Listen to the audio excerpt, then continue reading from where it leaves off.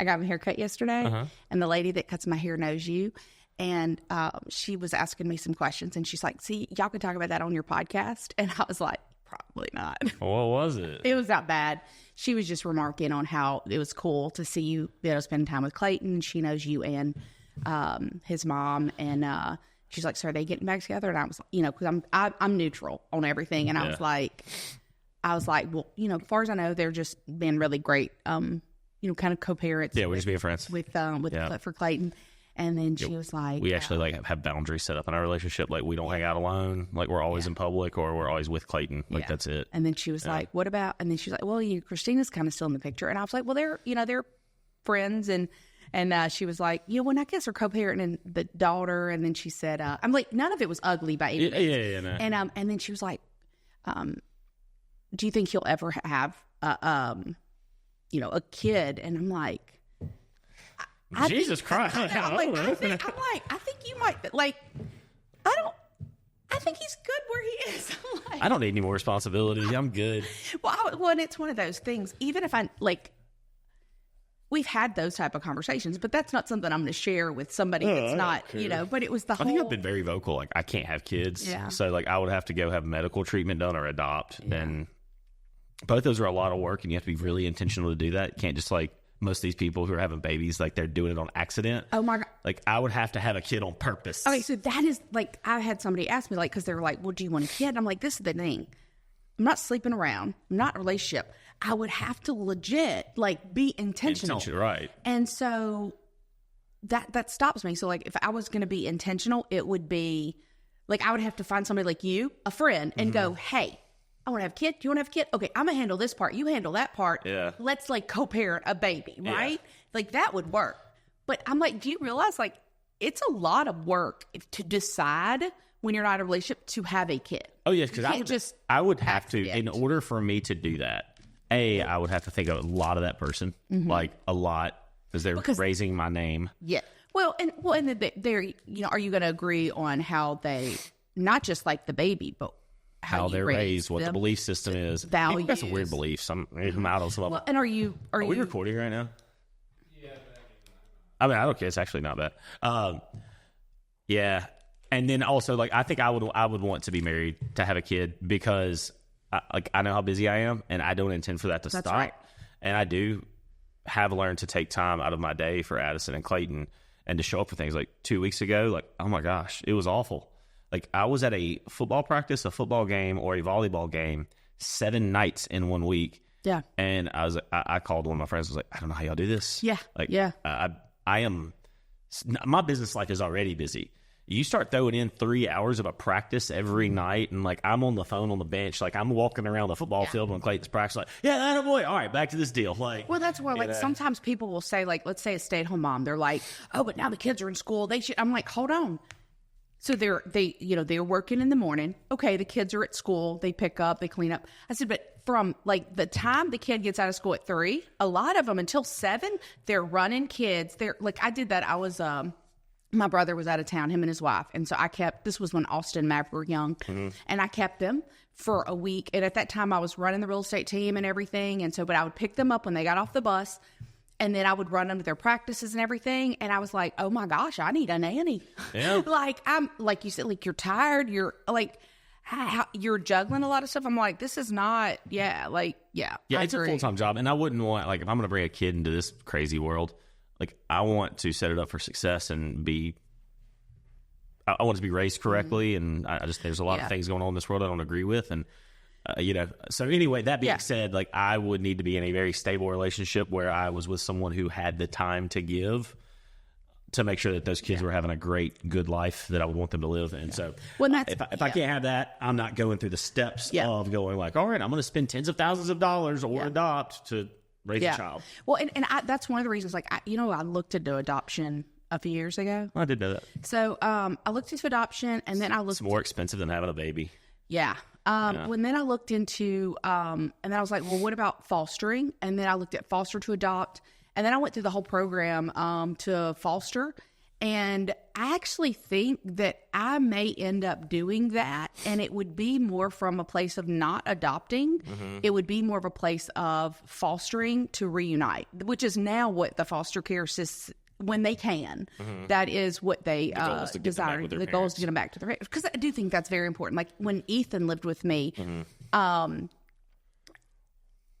kids want to, even when they have parents that are not great, they want to be with their parents. It is biological. And so all the, like, I know a child, and she's a teenager now, absolutely hates her parent, hates that person, but won't leave. And you know, why? And I don't, obviously, I'm not asking that question. Just me in the background going, why do they stay? Yeah. But like because they want that parent to love them and show them attention. So that little inkling that they get every now and then is enough for them to stick around. That's right. It's kind of weird. And it's a weird dynamic too, because it's like with Ethan, he wanted to then take care of his mom. And I'm like, you shouldn't feel that. You have to take care of your parent when you're, 11. So they really do. And so I think the reunification is amazing when it's appropriate, right? Like, obviously not if they're abusing them and things to that effect. But some people, and I think about like whenever I was, and so I think I have a different take on reunification than some people, because as I was going through that process, I thought about, so like I'm from a big family. My mom had 7 kids. And whenever my parents got divorced, we were struggling, like, food stamps. We had a place to live because my papa owned 100 acres and they had built a house there. Yeah. But we were like not doing great. Yeah. And my dad didn't pay child support or anything else. He had his own struggles. Well, so Mama had been in college to become a teacher. She was struggling to pass the teacher's exam, and they don't make very much money. Yep. And so my cousin was a like 18-wheeler driver, and he was telling her about like the money and stuff that he could make. And so she was like, okay, we're going to do that. So her and her twin sister get their license. What they don't realize at that point is nobody local would hire them unless they had the experience. So then they went out on the road. Yeah. So the reason she was able to do that is because Benny moved in with, or Benny was a senior in high school. So he stayed with family. I moved in with Chuck and Amber, and Melvin moved in with Avery and his wife at the time, Angie. Yeah. And whenever she did that for a few years. I mean, obviously we had a great relationship, and yet like that was what needed to happen. And then it tore her heart out. She's not somebody like, she wants to be with her kids all the time. Yeah. And so then when she was able to get back on her feet, everything, then we moved, Melvin and I moved back in with her. Benny did for a time, but he was already out of high school. And so I think about people that don't have that support system, that they need it.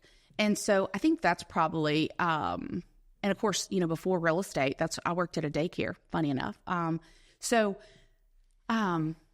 Ended up running the place for a few years, but like, I think that's my intent will be that I'll do the foster for reunification. Yeah. And because I think people need that. If we can get back to where we need a community. Yeah. And, I've thought about it. I haven't pulled the trigger, because even with that, like, you have to be very intentional. You have to fill out all the paperwork. You have to do, it's a lot. And sometimes those kids, and this is why I couldn't foster. So my heart goes out to everyone who does, is that you pull some kids out of some bad situations and they just got some demons, and I'll beat a kid. Yeah. Well, and so I did a lot of, education and counseling, and we've been to so many therapists and read so many books and all that. And there's a difference, when a kid has lost everything and they're testing their boundaries and things like that, they're legit like testing the boundaries to see if you're going to throw them away, if you're going to, so you have to figure out, how do you have the boundaries so that because people thrive in boundaries, but whipping a kid that has been through that's typically not going to do them any good, because they may have been abused, or they, how do you, if you've been abused, you can't really differentiate the two. And so, because I ran into that with Ethan a lot of times, because he had behavioral issues. That's why he came to live with me. And he was, ADHD, ODD, if there was an acronym, he was there. And a lot of people are like, well, she just beat him. And I'm like, this isn't your kid. It's not even my kid. This is a kid that went from his mom to his grandma, who was married, and then they got divorced, and now he's with me. Like, now it's it was years later when he moved in with me, but like he's been through so many. He's gonna wake up tomorrow. Yeah, he's been through so many things through no fault of his own. Yeah, and I remember at one point, he got caught doing something he wasn't supposed to do, and what he had learned through was, because a lot of things that we do is learn behavior. He had learned that if he yells and screams at people enough, they'll get tired of dealing with him, and they'll either get triggered and yell back and then leave, or they'll get tired of dealing with him and they'll leave, right? So that's the way he stops the conversation. Well, one day he got in trouble, and he is yelling and screaming and saying all these ugly things, and I hate you. And again, he was probably 11 or 12 at this time. And I said, I get it, dude. You're frustrated. You're mad. I still love you. And he's yelling and screaming. And of course, at the time, I don't know if I've made any headway, right? We finally get him regulated. He finally, we move on, we go forward.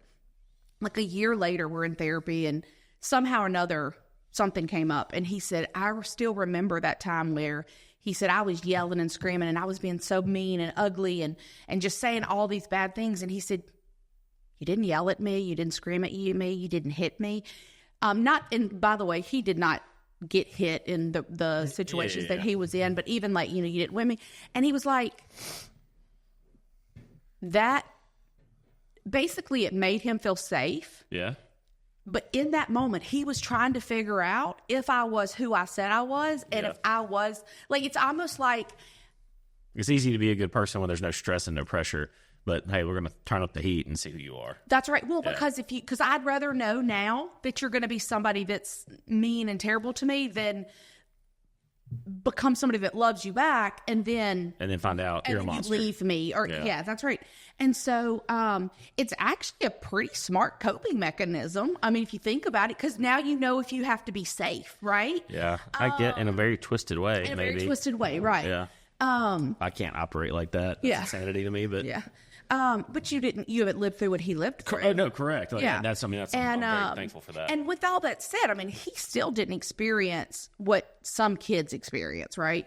And I thought for a long time, I didn't think that I would be able to do like the foster, because, giving somebody back that you love, right? But then I started thinking about it differently, and I thought about it's like a catch and release program. Yeah.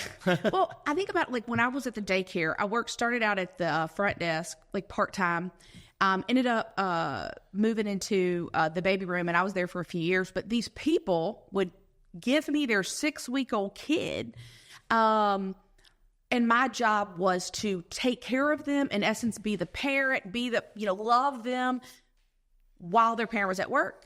And then when their parent came back, my job was to, give them over. And it was, what do you call it? Like a relationship you needed both, right? Yeah. And so I think of that in the foster care system of, now I'm not saying that, I don't mean to imply that it's easy.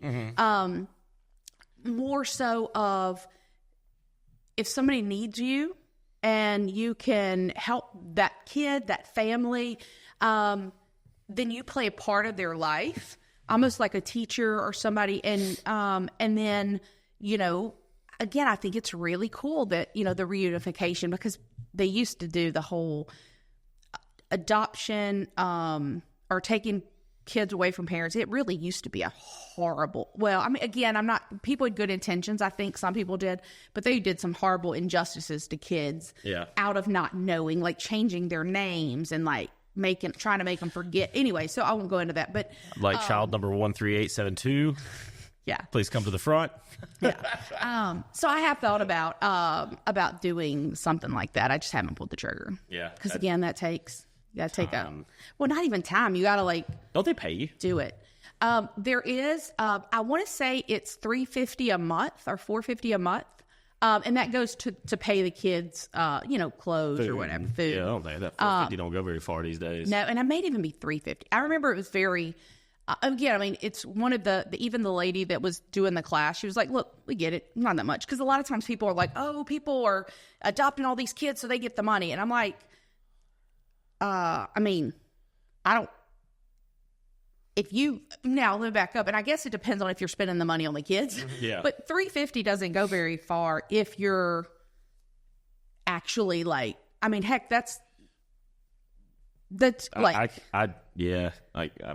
they're gonna eat more food than that, and then you look at groceries are expensive. Like just to stock. So just for instance, I stock a refrigerator in my garage for my nephew. My nephew's a football player at West Monroe, and he's going to be a D1 athlete as long as he stays healthy. So his protein drinks, Propels, waters, energy drinks, whatever. He has free reign to the fridge. He will literally come by here before school and like treat this like a convenience store because he lives like a mile down the road. So he'll come back this way and he'll grab like 2 protein drinks, a Propel, an energy drink, and then walk out the door. I'm like, they're like, what are you doing? He's like, I'll just come to get my snacks for school. Yeah. Like, okay, dog, like whatever. But anyway, no. So do you know how much it costs me to restock that fridge every month?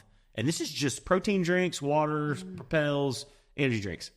$600 to $700 a month to restock that fridge. And I'm like, holy cow. I actually texted my brother. I was like, I'm over here stocking this fridge, because like I just wanted to do something nice for small. Yeah. It's like he comes and uses the cold plunge in the hot tub for therapy. And then, he'll get snacks and stuff, which I'm happy to do. Right. And I was like, I didn't realize how expensive Smoltz was. Like, this kid rolls through some groceries. Yes. And so he's eating like 3,000 or 4,000 calories a day. And Dustin was telling me like how much money they're spending on their food. And I was like, holy cow. Like, I cannot imagine. Mm-hmm. They're probably spending, for just him, I would take a strong guess at $1,500 to $2,000 a month to feed him. Like, because he's eating. And just what he's eating at home. Steak and the amount that this kid eats. Like, he'll make a huge plate. Eat it and be like, oh, I'm miserably full. 1 hour later, he's going to shove more food down his throat because he's not gaining weight. That's right. Yeah. Well, like, I know, like, everybody's complaining about the food costs going up. Well, I buy groceries like once a week and I have them delivered to the house. And you look at, it was like, depending on what week, 100 to 115. And now it's like $200. And I have not even half of the stuff in my buggy or, in my cart yet. And I'm like, what the hey, it has gotten. It's bad. So I cooked, I did a chicken Alfredo fettuccine the other day. Now I did overcook, like I'm throwing away 80% of it. So that's my bad. But so I live like right there. Like just go drop my leftovers off. Yeah. So, but I went and got thin cut chicken breasts and beat those down to a pulp and then breaded them and fried those up and then did a fettuccine Alfredo. It was good, but I can't eat a lot of that because it's so fatty. Like I could feel my heartbeat in my elbows. Like it was so bad. This food was great. But that dish, I think I spent $80 cooking that dish. Now, accidentally cooked for 8 instead of 1, but but that's still like, so if you had a family of 4, that's $80 in a day for food. Like there's some people who don't make $80 in a day. Mm-hmm. Yeah. I mean, if you extrapolate, what was that? It's $2,400 a month. Is that what that is? Am I 80 times 30? 2,400. Oh, look at me! I'm so good at math. Woohoo! It's expensive out there. Connor that question. He'd have been quicker. Yeah. Yep. All right, so now we can, I guess, get to the podcast portion of the show. Yeah, just in case. Yes. No. Do what? Yeah. I think that was a good conversation. So today we're going to be talking about win-wins and lose-lose. I know a principle of mine and Olivia's over the years is like when we look at situations, especially organizationally, relationally, pretty much in any aspect of your life, we want it to be a win-win deal. How do you continue winning with people? You help them win too. Mm-hmm. I was talking to a homeowner the other day and just being very transparent with them on something. I say, guys, I want this to be a win-win for you, or I don't want to be here for your loss. Yeah. Like, I'll be here for your loss if that's what you want me to be. But like, I'm trying to come up with a way where I get to win and you get to win. And this is a great relationship. And you go tell your friends and your family that Harrison cared about you winning. That's right. Because it really is true that when you're partnered with me, I do care about you winning.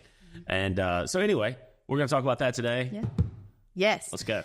So for anybody, and I talk about this book a lot, but 7 Habits of Highly Effective People by Stephen Covey. A great book. And one of the things when we look at win-win, a lot of times we forget that that's not the only option. Mm-hmm. And so so whether you're president of a company, you're the janitor, the moment you step from independence into interdependence, where you're working with other people in any capacity, you step into a leadership role. So that means you're in a position of influencing other people, and the habit of effective interpersonal leadership is to think win-win. So I've got the book here, and I want to share. So win-win is not just a technique; it's a philosophy of human interaction. And what we don't typically talk about is there are actually 6 paradigms of interaction. The alternatives are, so you've got win-win, you've got win-lose, lose-win, lose-lose, win, and win-win or no deal. Mm-hmm. Meaning, if we can't figure out a way for us both to win, the option might be then no deal. Mm-hmm. I think about like you and I, when we were talking about getting into business together, mm-hmm. we went back and forth many times because it was like, if this is a win-win or no deal. Mm-hmm. And that would have been fine. And I also like to point out, when we look at win-win, that's different than compromise. Compromise is a win-win, but it's a low level of win-win. When we talk win-win, what we're talking about is 2 people coming together from curiosity and creating something that's better than they either one of them imagined. Yeah. Because, right, together everyone went, achieves more. But that's when we talk about win-win. We're not talking about compromise necessarily, though that may be a part of it. But that's a low level win-win. We talk win-win, we're talking about how did these 2 people come together, stay in curiosity, and create something even better than they had anticipated. Yeah. See. Big fan. Yeah. Were you gonna? No. Okay. No. Just affirming. See.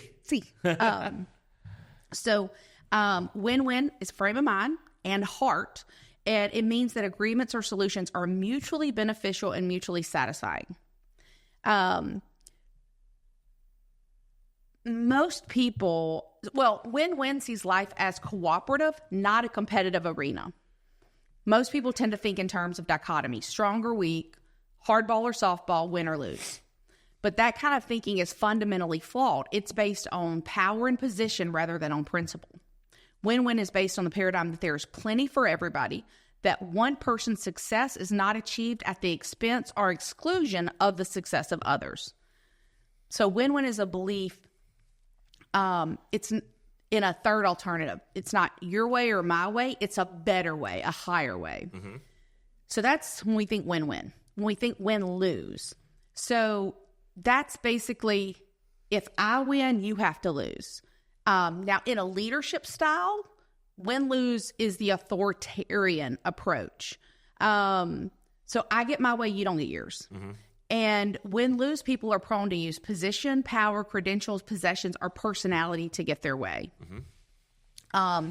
Now, a lot of people have been scripted in the win-lose mentality since birth. It's a powerful force at work in some families. They'll compare one child to the other.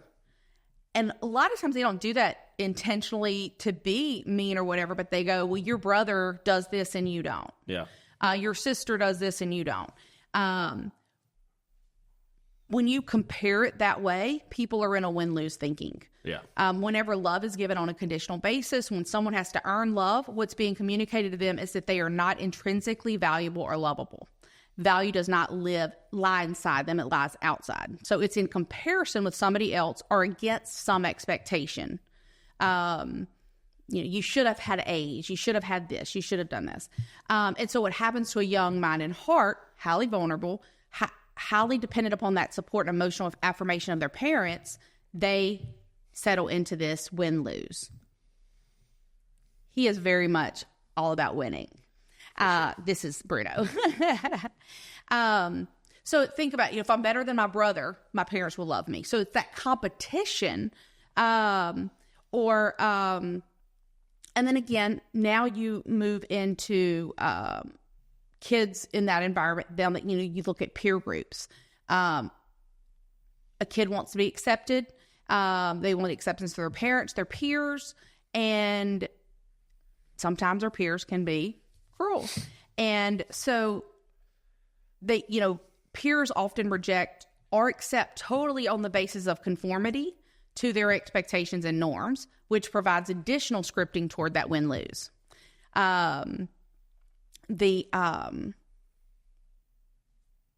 So again, comparative information is what we have to be aware of, because let's say that you have 2 kids. Well, let's take your kids, Clayton and Addison. I don't know why I got blanked. But Clayton and Addison, and you said, okay, well, Clayton, when Addison was your age, she did blah, blah, blah. You're actually not. I think parents do that, again, mostly unintentionally. But what you're saying is you're not good. You're not, because you're not. And so now that's where sometimes I think kids grow up and they don't have close relationships with their siblings because it's somebody had to win and somebody had to lose. Right. And so it creates a combative instead of a like, hey, we're in this together type thing. And same thing in relationships and things like that. So instead of comparing them like apples and apples, because that comparison, let's say that Addison always made good grades and Clayton doesn't. If you're like, oh, Addison always good grades, the challenge that you become is that's comparative information, but it doesn't tell us everything. Clayton could be operating like on all 8 cylinders and like he's doing his best to get the C. Yeah. Addison could have been half-heartedly getting the A. So, you're not looking at what they're actually like. You're not grading them on their potential or their full use of their present capacity in that situation. So, that again, we're creating competition, not cooperation. Yeah. So cooperation is what we're looking to do. And even if you look at, so there are some like, okay, you're in a team sport. I'm in a team sport. We're playing against each other. Absolutely. You want to win. I have to lose. Yeah. But that's in a game, right? It shouldn't be brought into your entire world. So that's one of the reasons I think if you look at it, there was a thing about sports, and the people that really stand out in sports are those that they cooperate even with the other team. And what I mean by cooperate, not in the, hey, I still want to play my best, I want to win. But there's an example of, there was, I can't remember her name, this happened years ago, but there was a softball team. The girl gets up and hits, like this is the game, she would be like the game-winning run. And she hits it out of the park. Yeah. First time, like she was, by the way, this is the cool part, she was a senior. She'd never hit one out of the park before. Mm-hmm. When she did, she turned her leg, her knee like pops out. You have to touch every base for it to consider a win. Mm-hmm. So, and remember, her teammates and her coach can't touch her. Yeah. So, in essence, she just lost the game. Like, there is no, I want to say it was the pitcher, but I can't really remember. She went to the umpire and said, I know they can't touch her, but can we? Oh. And they go, yeah. So they picked her up and they helped her touch every base to win. Yeah. That's a cool story. That's a movie. Yeah. Yeah. And so that's right. Why do we, so that's that is a win-win. Yeah. Because. Why am I crying? I know, right? No, not about that. I'm just about. Stop it. I told a great story and made you cry. We'll go with that. No, eyes were just watering. Yeah. Before that story was even said, like my eyes were just watering. Sure. Like I've been up for forever. I'm not sleepy. I'm just dying. So that's win-win. Two things coming together, or win-lose. So pay attention to, are we creating cooperation? Are we creating competition? Yeah. And now we look at, and so let's stop right here real quick. And I want to talk about your organization. So last week we talked about your organization, and we talked about the generational pieces and where I felt like, or from an outsider, like looking in, and where you had created a win for why people like to stay in your atmosphere. Well, interesting enough, you have also created a win-win, because nobody has to lose in your organization. For, like, you celebrate the wins. Like, you jumped on what we had an agent that just moved her company. She's a new agent. She got her first accepted offer. You got on a video and you sent it to everybody, and like was excited for her. You celebrated the win. There's no pending like the first pending. Yeah. And everybody, right? And even the agents that, like, they do one a day, whatever, like, they were excited for her. They had helped her. Like, it's creating the collaboration where together we can all do better versus a competition. Because a lot of times we don't realize it, but, or even like the competition, right? It wasn't, hey, when so-and-so wins, we get such and such. It was, if the entire team hits this many under contract, we get this. And we failed. But we got close. We're at 90. Yeah, I think that, so by the way, I think you should keep the 90, because the first goal was 90 from before, and you arbitrarily moved it up. I moved it up because we were already so close. But that doesn't matter. Having 90 was to get them to work for the week. No. I'm going to give them. I'm going to make the deal sweet. Yeah, but you have to let them win. 98 by the end of the day, Monday. Okay. You just can't make it so far away that nobody. There's no closings. The only thing they have to do is keep their deals together and turn in all their pending sheets for over the weekend. Okay. We can get 8 pendings in a weekend. Okay. That can happen. Okay. So that's so for anybody who's watching, it wasn't arbitrarily that 90 was a shoe-in. It was happening. You have to give them a real goal. No, but I agree with what I'm saying. That though is, by the way, I'm the one who put the 90th under contract. So. Yeah. So the last what was it in? Let's take my pendings out of the list. Yeah. Because what was the one in February or March or April with the crawfish? Oh, that wasn't that far ago, was it? Yeah. I don't know, maybe. But it was crawfish season. Yeah, it was 80 or something at that point. No, it was 90. Was it 90? Yeah. Okay. And so that's why I was saying, like... Yeah, and I think we ended up going net negative the next week. Yeah. And yeah, like, everybody was pushing for that. So that, to me, to get a team to get to 90, like, that's a milestone. Yeah. So that's why I meant by, like, because then this is not just for you, but, like, for everybody. Be careful that we have to create something that people can win. Yes, it should be a stretch and all that, but they can win. And I'm not saying that you're doing that, but sometimes we can do that. And then we're like, oh, but let's and then they never get to celebrate the win. If we wouldn't have had those falling through contracts, we would have 95. Yeah. It was absolutely possible. Yeah. Yeah. Well, that's what I'm we saying. had a lot of fall through. That's right. Well, but that's what I'm saying. Like, so 90 is a freaking big deal. Yeah. So for a team our size, yeah. Yeah. So even though whenever like it came up and you looked at it, you're like, oh, that's a shoe-in, that's still a big deal. So I'm saying, like, let it be a milestone.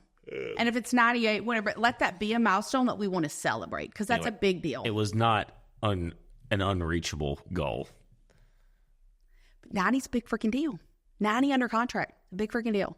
Yeah. Okay. We've had upwards of 130 before.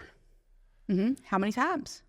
We said over 100 all through 21. Okay. So 1 year. And that was with 9 agents. Uh-huh. Yeah. But 1 year when the market was hotter. Oh, yeah. Market was stupid. So when you compare this market, I'm just saying, like, make sure that they win. And you're really good at letting people win. Yeah. And again, this is the difference. It's not letting them win, like, with no stress. It's a big thing, right? Oh, yeah. So again, please don't hear me say, like, oh, let them win, like, it's fake. No. Nobody, if it's just something that's given to you, you don't really appreciate it. But when you got to work for it and you're like, we did a great thing. We want to make sure that we can recognize people and do that. But you do that really well. You do create an environment of win-win. It's a competitive environment. I would say it's a cooperative, competitive environment. We're going to push you, we're going to stretch you, we're going to apply pressure, but at the same time, we're going to help you. But we're going to encourage you. Yeah. So I think it depends on like your understanding of the word competitive. So I would say it's a productivity. It's a culture of productivity. Culture, I have productivity, defined our culture and cooperation. A lot of people want to have this culture of patty cake at their brokerage or their business. I love Ben Kenny was the first person that I heard say that, and I was like, hell yeah! Like it's a culture of productivity. Yeah. You have created a culture of productivity. Yeah. Their competition is not with each other; it's cooperation. Yeah, they all want to win, but they all want to be the shit out of every other brokerage. Yes, so we are competitive in that manner. So I was gonna say like it's win-win when you're my partner or when I'm trying to do a deal with you. If you're my competition, my goal is to put your face in the dirt. Yeah. Because at that point, you're in a relationship with the owner. Now, with that said, it is, but yeah, like that's the whole, again, the win-win. So we've talked about win-win. We've talked about win-lose, where I win, you got to lose. And then there's lose-win. Now, some people are programmed in that lose-win. So I lose, you win. And it sounds something like this: go ahead, you're gonna do it anyways, or I'm a loser, I've always been a loser, or I'm just a peacemaker. I'm gonna do anything to keep peace. The challenge with lose-win, it's actually worse than win-lose because it has no standards, no demands, no expectations, no vision. I think it sounds a lot like a victim. It does. Yeah, it's like roll over and play dead and just go Eeyore like. Yeah, sometimes when people talk about culture and everybody loving everybody, what they're talking about potentially is a lose-win, where because if I can never have a disagreement with somebody, if I can never be vulnerable or whatever, right, or if I have to expect people to step on me, that's going to eventually create in business, it's going to create somebody that's broke. Yeah. And they're going to have to get out of the business. Diana Kokoska used to say, quit loving people out of the business. Wait. But by loving people out of the business, just go, oh, it's fine that you didn't do your calls today. Oh, it's fine that you didn't. Like, I love them out of the business. It's nicely firing people like, hey, if you're not going to do this and provide for your family, I strongly suggest that you go do something that does provide for your family. That's right. That's my version of loving you out of the business. Yes, but that's what she wasn't talking about that. She was talking about when we're not upfront and truthful with people. And you just keep them there, hoping that they'll get another pending. Yeah. Yeah. Because again, remember, lose-win has there's no demands, no expectations, and no vision. People who think lose-win are usually quick to please or appease. They seek strength from popularity or acceptance. They have, and this is important, they have little courage to express their own feelings and convictions and are easily intimidated by the ego strength of others. So in negotiations, a lose-win is seen as, say that word for me, the one that starts with a C. I can't. Capitulation? Capitulation. Yeah. Okay. I had to find the word first. Yeah. Okay. Yeah. So it's basically given in or given up. Hey Siri, define capitulation. Capitulation means the action of surrendering or ceasing to resist an opponent or demand.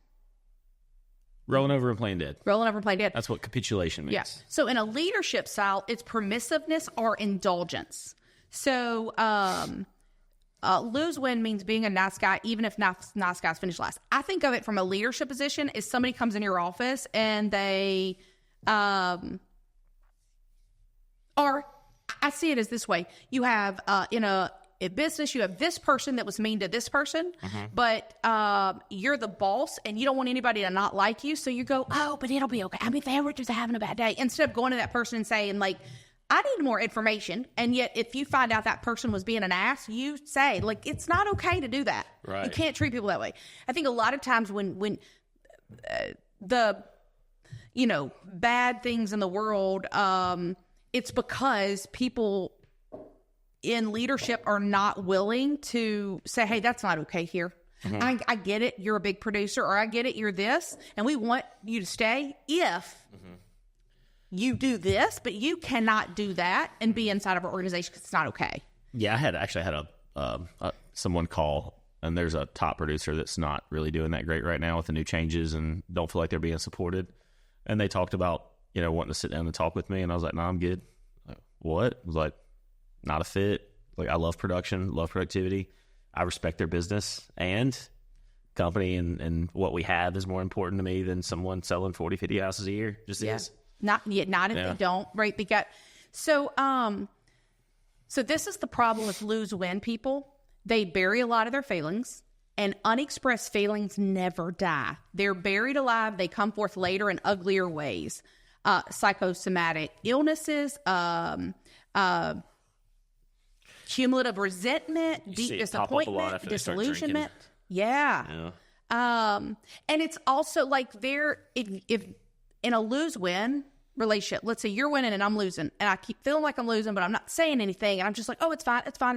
Where it's going to come out in at a workplace is I'm not rooting for you. Mm-hmm. So whenever I'm talking to somebody else, even if I never say anything outwardly ugly about you, it's going to show up in my facial expressions. It's going to show up in, right? Like, we're not on the same team. Yeah. So you have to have somebody that's willing to say, hey, Harrison, blah, blah, blah, and I don't like that. Now, y'all might come to a spot where you're like, hey, yeah, but this is okay. But and so unexpressed, you think in relationships, something small happens and you go, oh, it's not a big deal. And then something small, oh, it's not a big deal. And then eventually that person that's in that, lose-win, they might blow their gasket about something. And everybody's like, what the heck? And it's because of the resentment instead of just having the conversation up front. So, disproportionate rage or anger, overreacting to minor provocations, and cynicism are other embodiments of suppressed emotion. So somebody saying, well, everybody's mean to me, or I'm never going to win, right? Like, it's because they're living in that lose-win mentality. To get out of that, you have to have courage. So people who are constantly repressing, not transcending feelings toward a higher meaning, find that it affects the quality of their self-esteem and eventually the quality of their relationships with others.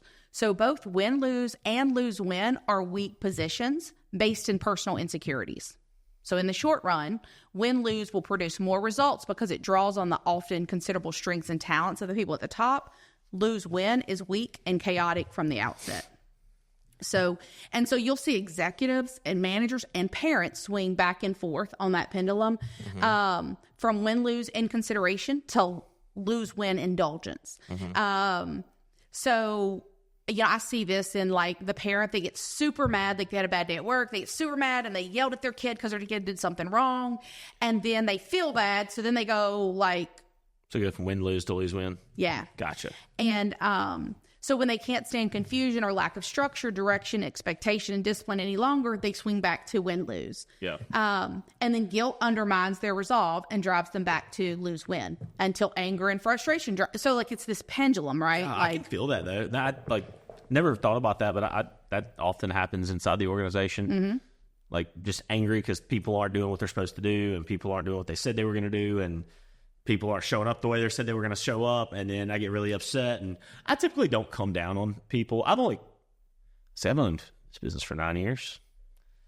Twice, I've probably kind of lost my character a little bit, and both with people that I have very strong relationships with. Like, to be fair, they were MFing me first. And I was like, "Yep, not today." Yeah.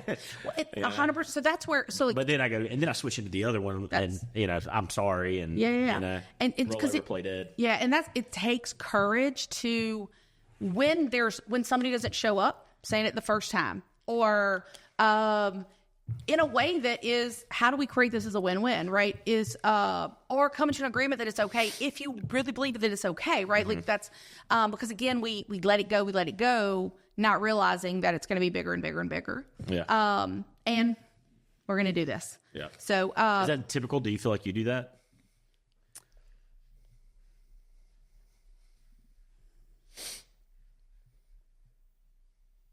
I would say I'm 100% guilty of that when I was younger, like in my early 20s and 30s.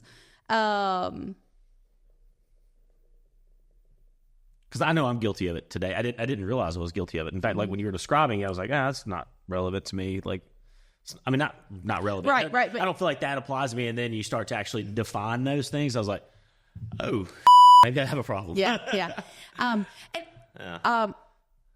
Yeah, I don't think that it does. Now, with that said, can we all slip into it? Yes. Yeah. So, for instance, there's a conversation that I need to have with you that usually we have these, but like sometimes I think it depends. Like in my head, I'm like, okay, I need to have that conversation, and then I got to figure it out, and whatever.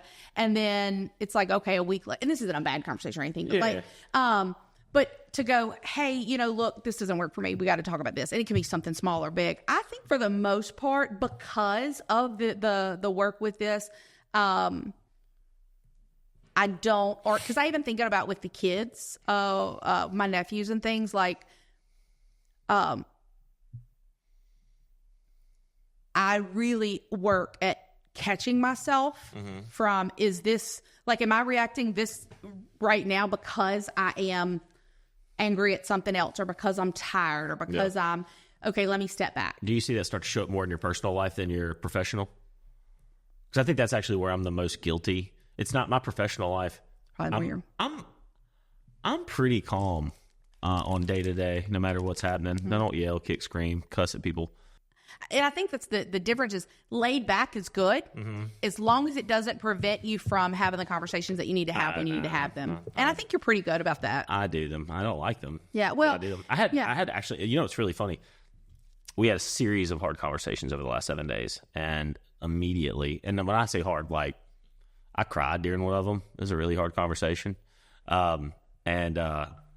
But I noticed that through those hard conversations in the last 7 days, like a lot of things have changed, and some morale has changed, and we've come up with some solutions and opened some eyes. And I was getting blamed for some things that I was like, I don't feel like this is my fault, but hey, we'll whiteboard this thing and we'll find out. That's I'll apologize if I did it, and I'll fix it. Yeah. And then we whiteboarded it out, and I was like, so how much of this is my fault? Yeah.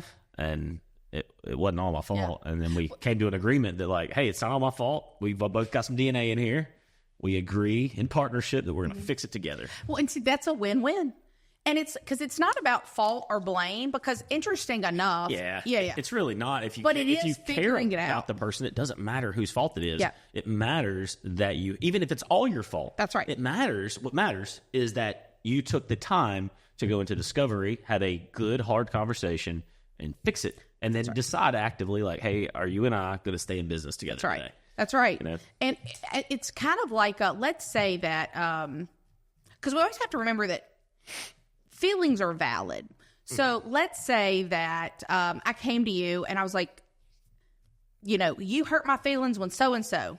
And especially probably fixers or whatever, we want to go, well, I didn't do that. Instead of, we've got to be where that person's at and be like, and here, not feel attacked, which is very challenging, right? When somebody's saying you, blah, blah. But to remind yourself, wait a minute, we're on a team. This is coming from somewhere. Forget about right, wrong, etc.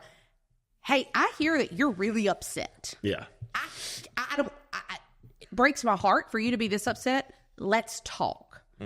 Now you get to actually have a conversation and uncover and explore and find out, because sometimes what happens is that person that comes and they're like, I'm so mad at you. What it is inadvertently, they've been living lose-win because they didn't have the courage or the know-how or whatever to come to you when those, I'm going to say little things, they're probably not little, nothing's really little, but when those things were happening, and so resentment blew up, and so by the time they come to you, it's like, whoa, and you're like, whoa, like, where is this coming from? So they were operating from a lose-win, and so you get to help them when you respond, coming from a win-win, you get to help them discover a different way. Yeah. Yeah. Yeah. Absolutely. So I do love a good win-win. Big fan. Yep. So now we look at lose-lose. When two people, when two win-lose people get together, that is when two determined, stubborn, ego-invested individuals react. The result will be a lose-lose. Both will lose. Both will become vindictive and want to get back or get even, blind to the fact that murder is suicide, that revenge is a two-edged sword. So think of like we've all known somebody that did this or known of a story of this. So like, let's say that somebody gets divorced, and it's always kind of funny from the outside, but you see like a wife, like selling all of her husband's stuff for $25 because the judge ordered her to sell it and they would split the proceeds. And she's like, well, he ain't getting nothing. Well, that means she ain't getting nothing either, right? And vice versa. This could be man or woman. Yeah. This is toxic. That's toxic. Yeah. And they're both in that mentality of win-lose. I got to win, you got to lose. Well, so then they both lose. Yeah. Some people become... You see this a lot in divorces. Failed business partnerships. And even in like real estate, you think about it. Like you get somebody says, they're offended me with that offer.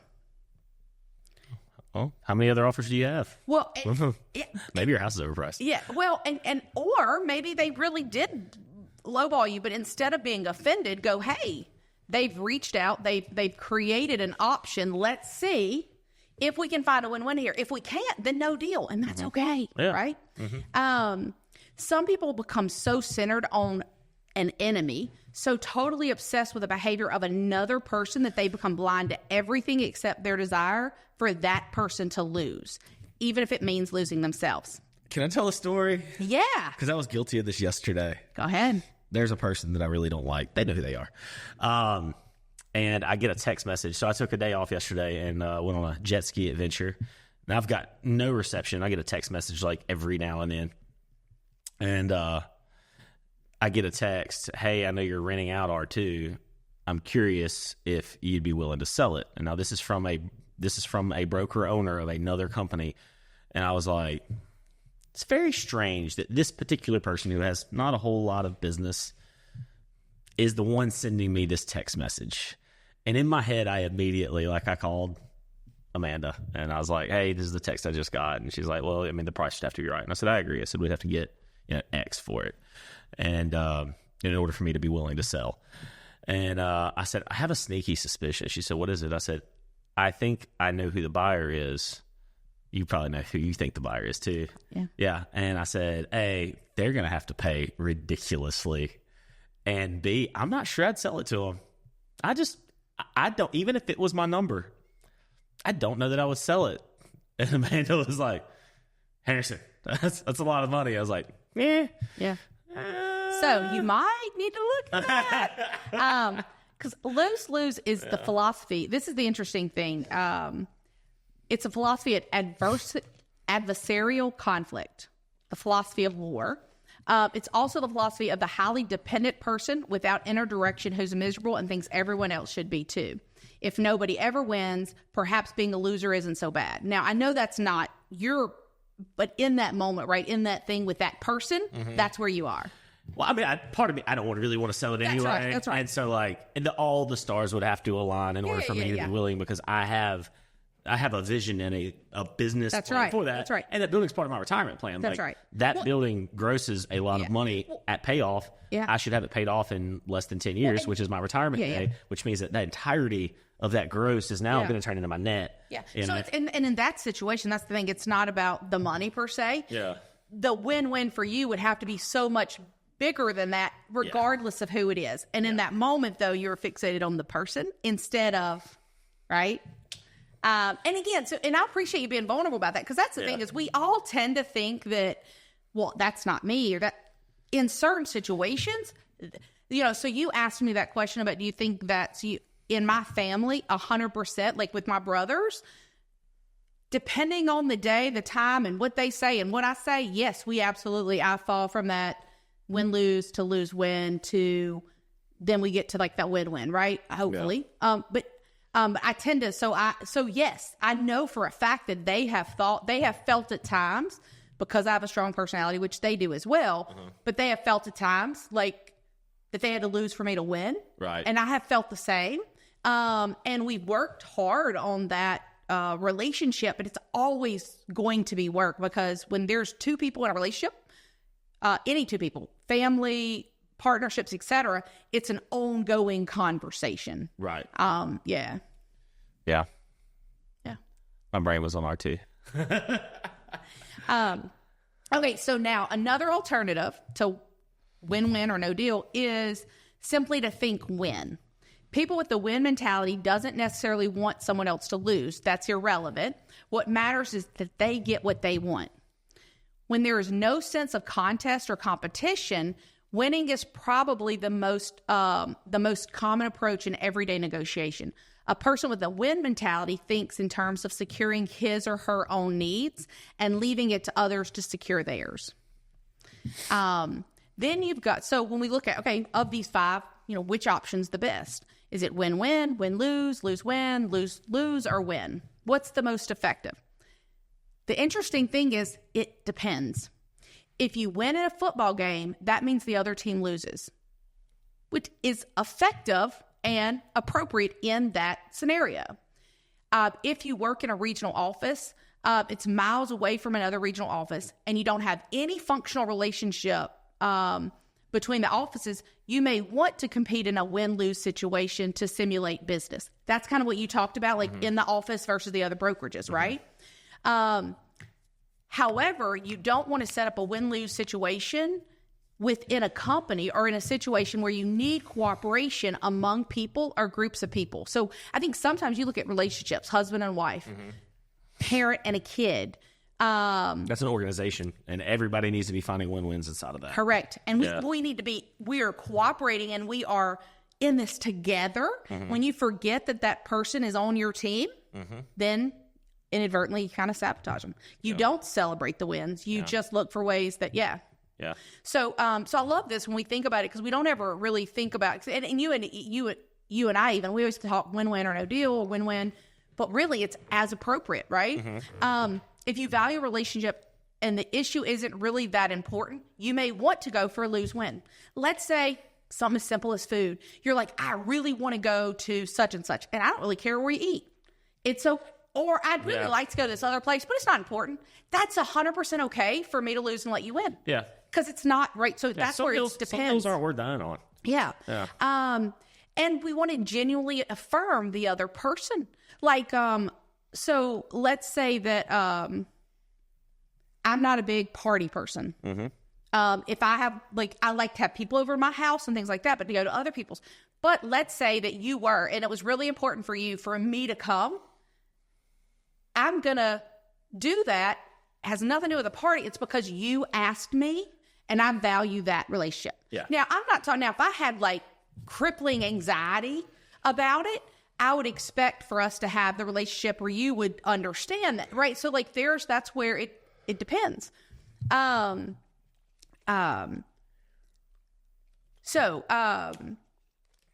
You also may go for lose-win if you feel the expense of time and effort to achieve the win of any kind would violate other higher values. Maybe, like you said, maybe it's just not worth it.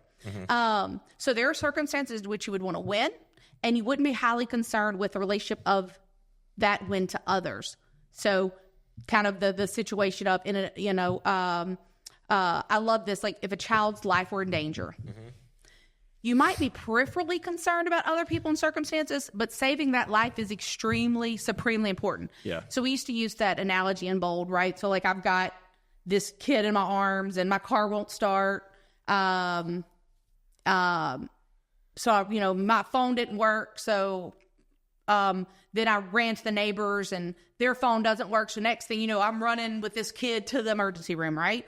And somebody comes up there, they want to talk to me and what's happening? I'm throwing elbows. Like the only thing in my mind is to get this. So in that moment, I don't care about a win-win or like it is just a win. Get this kid to the hospital, right? So I love the way that the book breaks this down so people understand that there are times that things are appropriate based on what's happening and are you paying attention to it? So again, the best choice then depends on reality. The challenge is to read that reality accurately and not to translate win, lose, or other scripting into every situation. Because again, somebody with maybe a boss or something, they could be,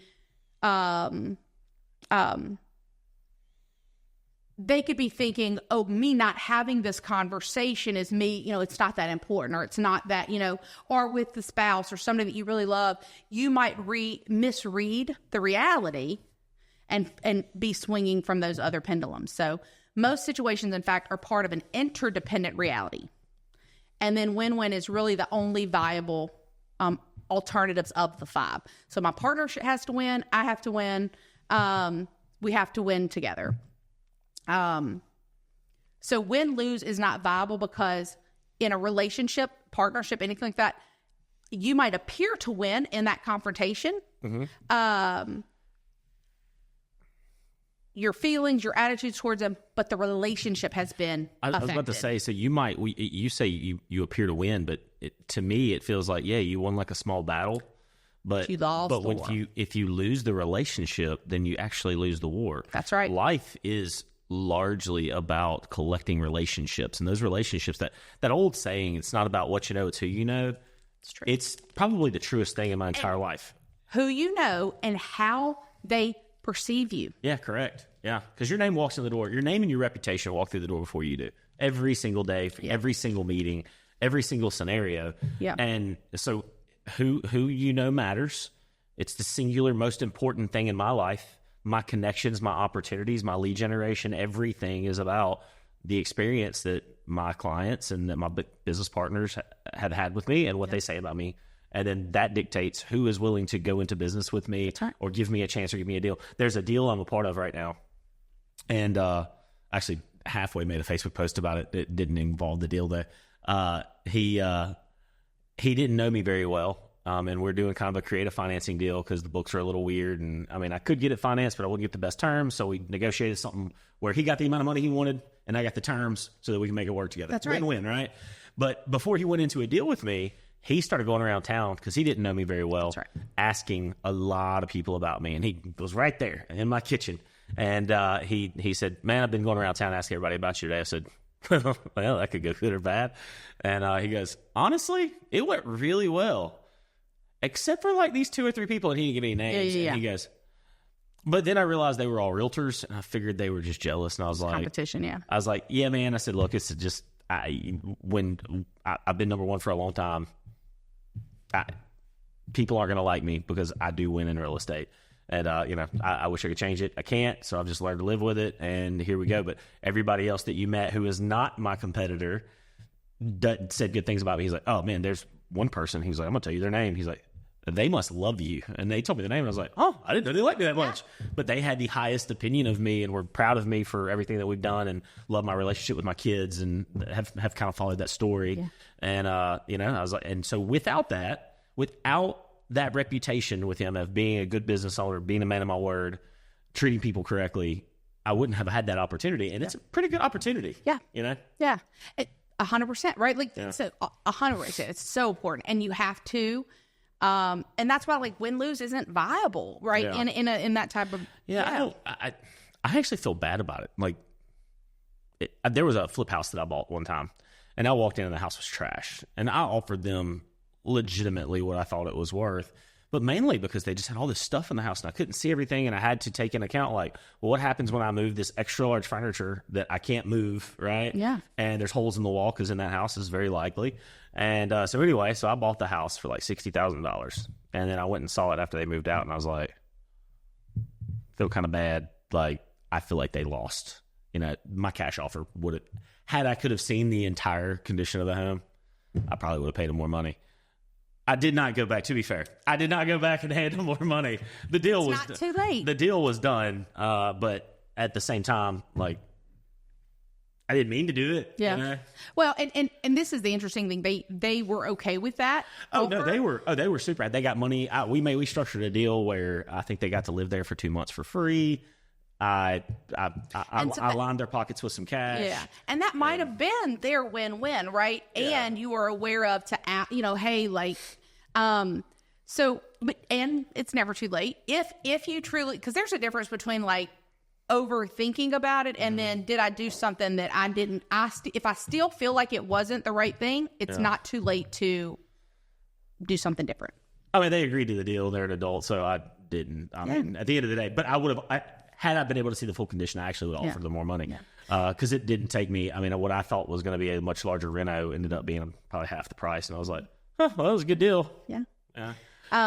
Now, because this actually goes right back to that. So when we talk about like win-lose is not viable, think about it. Like, so you mentioned the house, but like, let's talk about, let's say I'm a supplier for your company. Okay. And let's say that I'm a landlord. Let's say that I'm the landlord and I win on my terms in a particular negotiation to keep you in and to make you stay in the place. But you had to lose, right? Because it was a win-lose, right? So I like made you feel bad, or those terms don't quite work, right?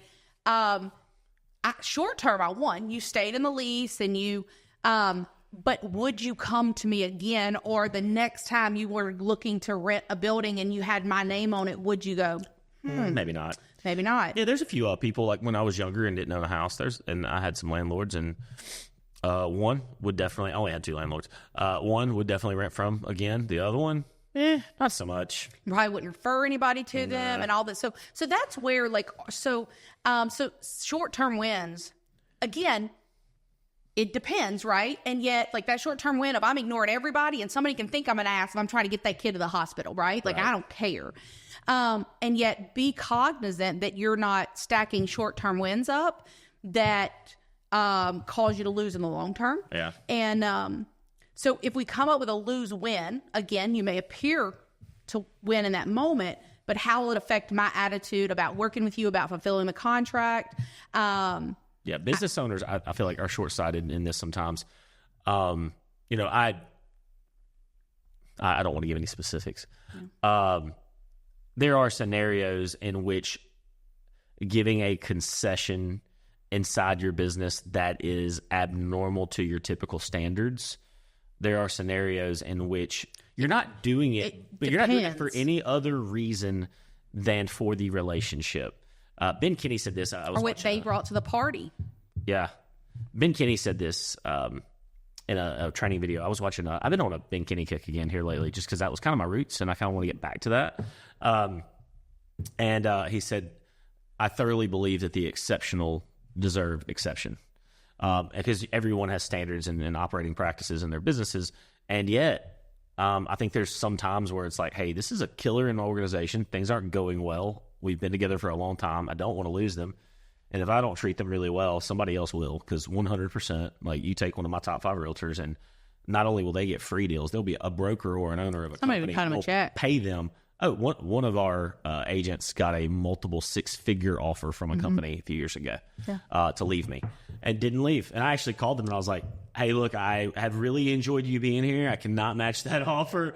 I love you sincerely. And if you ever want to come back to the doors, like, I'm not leaving. I was like, oh, well, I'll give you a hug next time I see you. I'll take you to dinner. How's that? Yeah. Keep growing your business. How about that? Yeah. You know? Yeah. So that was. Well, and I've seen the same, like the flip side of somebody leaving a place because somebody offered money. Now, sometimes you absolutely should, right? Mm-hmm. And sometimes you can be short-sighted, because I remember, matter of fact, I was coaching somebody that they had been approached by another company, and I think they were offering them like $50,000 to go. Sounds like a lot of money. They were in a market where that was 3 closings. Yeah, it's not a lot of money. And I said, now this was a company that if you took that off the table, do you think they can help you grow, expand, anything that you want to do? Are they the next stepping stone to get you there? And they're like, no. Yeah. I said, so then we're talking about 3 deals, and I don't remember the exact, but we're talking, is that worth your whole business for that? And they were like, it's not. Now, if you're with somebody who can help you grow your business by another 6 deals, then you actually left money on the table by taking instant gratification. Correct. And now again, if they would have answered the question, absolutely, they were my next step and blah, blah, blah, then hey, take the money and run. So again, it depends, but definitely don't be short-sighted about it. So again, sometimes you come at this from a lose-win where, you may appear to get what you want in the moment, but then it goes, how will that impact their attitude, their life, all of those. So basically, if that person is then, how they're going to carry battle scars into you with the next negotiation, et cetera. Have you actually created a lose-lose again and didn't know that you did that? And so if I focus on my own win and don't even consider anybody else's point of view, there's no basis for any kind of productive relationship. Yeah. In the long run, it isn't a win for both of us. We both lose. So that's why the win-win is really the only alternative in an interdependent reality. And the other thing that's interesting is to to have an interdependent reality, you have to have two independents become interdependent, right? I can't be dependent and create an interdependent, right? Like, okay.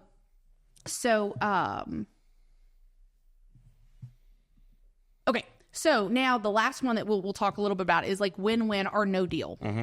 Because we forget that part about win-win, that it's win-win or no deal. Yeah. So I think it's when people discover they can't find a win-win that they might go into the win-lose. Like, well, if we can't win together, then I'm voting your ass off the island. yeah. Yeah. Well, that or they get smaller or they don't stay in dialogue. They don't go, hey, you know what? This doesn't work right now, but let's stay in dialogue and maybe it works in 2 years, 3 years. Maybe we can come up with something in the long run.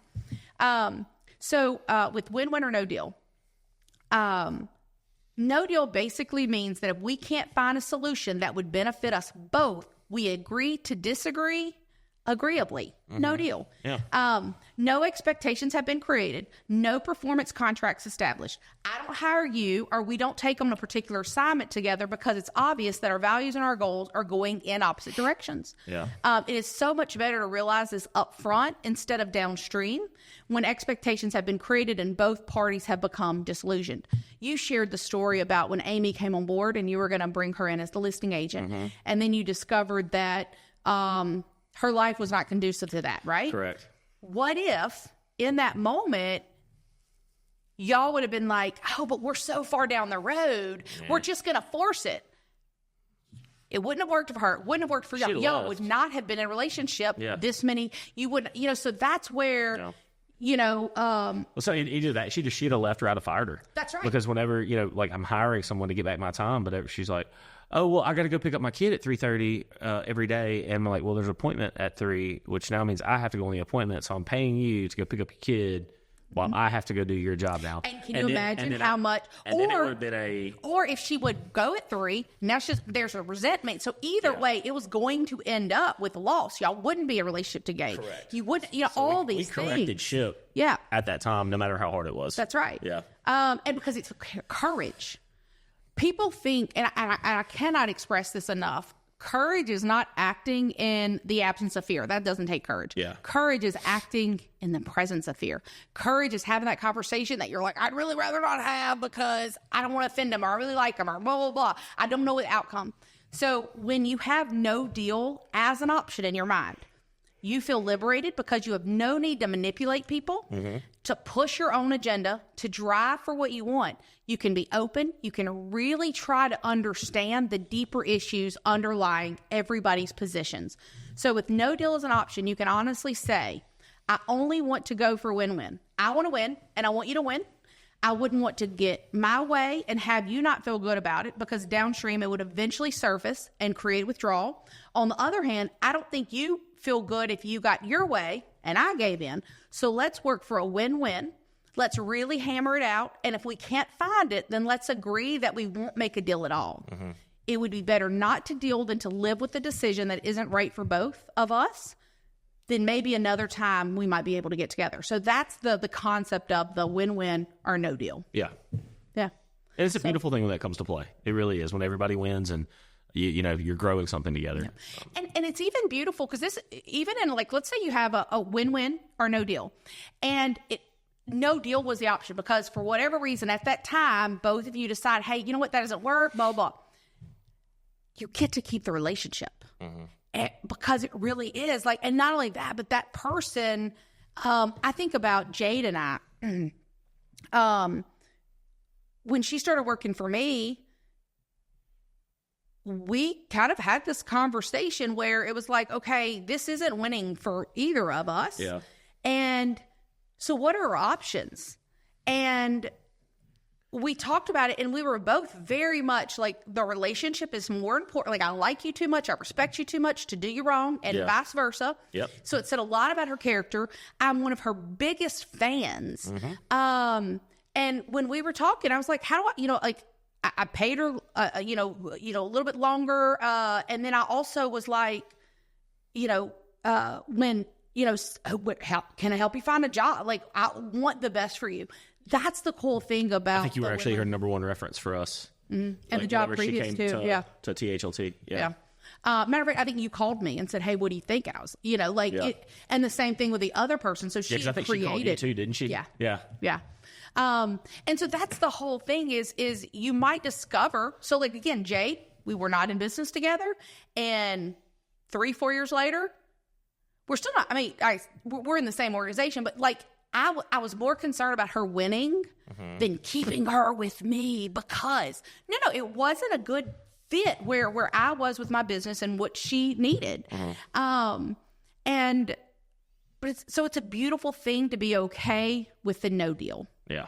And I think that's the hugest piece is, are you looking at it from, this will benefit me, this will benefit them, how does this work, what makes sense, how can I, how can I create a win-win for both of us? Again, and that win-win, not talking compromise. Now, that is a low form of win-win. I'm talking about win-win, me and you coming together, creating a solution that maybe we couldn't have got to on our own, or we couldn't have, it's even bigger or better. Think you and Amy, right? Bigger and better. Yeah. So that's the whole piece. So, that's kind of what today, that's really all I have. Like, there's so much more we can go into this, but as far as like the, those, concepts. Yeah. So, and again, we tended to talk a lot about win-win. I didn't know until I read this book, and I'd been in an organization that for years had talked about win-win or no deal.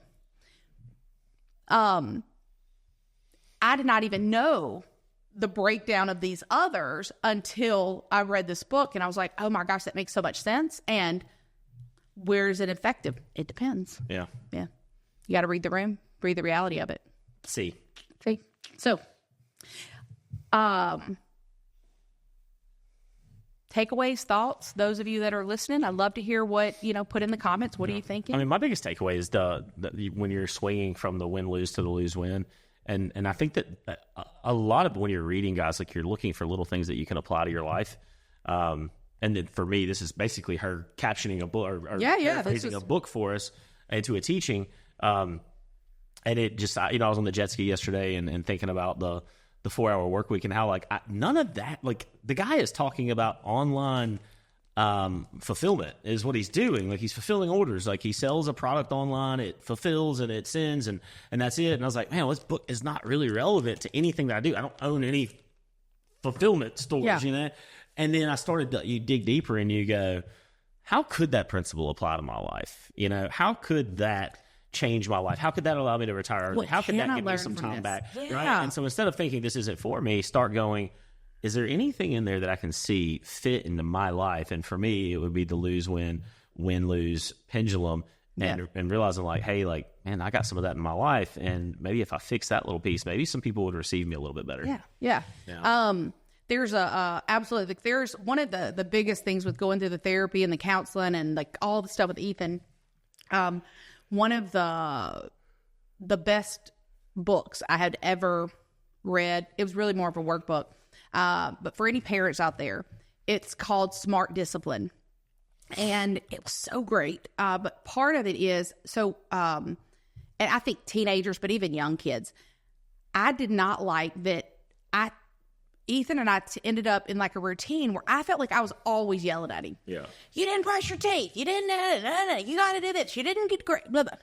And, so it was a win-lose. Like he had to lose for me to win and vice versa. And I didn't like it. And so we kept attempting to figure things out. And so the book, what was amazing about it is, it creates an expectation so that we can have a win-win. So we would have meetings on Sunday and we'd look and we go, okay, what are the house rules? And we only, you come up with them based on their age. And then you have like this thing and they already know what's going to happen if they do X, Y, Z. Mm-hmm. And so, and you had free spaces and then you started losing things. What was amazing about that was I went from somebody that was like, because this is the other thing is parents, we don't remember like that I told you 3 times ago. So now, man, I'm like, it's the 3rd time I told you. Well, I'm guilty of that as a business owner. Yeah. Like, I don't remember what I said. Yeah. And so, you're, the kid doesn't know, like, so we're all over the place. So where the yelling stopped is if he did something like, let's say, part of it was, let's say that one of his, because at this point he would have been 14 or 15, he couldn't yell at me, in anger. Mm-hmm. So, but if he did before, I would find myself yelling back at him and going, "Don't you yell at me." And now everybody's yelling. Yeah. In this situation, I said, "Hey," and I walk over, I put a mark. And that's it. And because we'd already had the conversation about what this should look like. Yeah. He had helped create these pieces. Mm-hmm. And then if he, depending on what it was, he did lose a privilege or he did, but I didn't have to yell it. He already knew what he was, all this stuff. You yelling is you going, That's right. And so the cool part is, but I also didn't have to defend or go, if he, because, he's a kid and even adults, he was like, well, what if, can I do it one more time? We talked about this already. Uh-huh. And then you don't have to have the conversation. Well, we went from felt like yelling and screaming all the time to one time and all the time we were using this, did he actually make it all the way to he lost all the privileges. And so we stopped yelling and guess what? We felt better about each other. And then whenever, and then Sunday, we would talk about what worked that week, what did it. So for instance,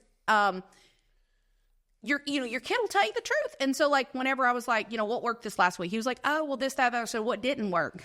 And we had to learn to have the courage to say things. But he was like, when you told me to do X, Y, Z, kind of pushed my buttons. I really wanted to bow up because the way in which you said it. And I said, we would never have gotten to that point if we hadn't the calm for me to go, say things. All right. Crap. Okay. Let me that's right. How else can I?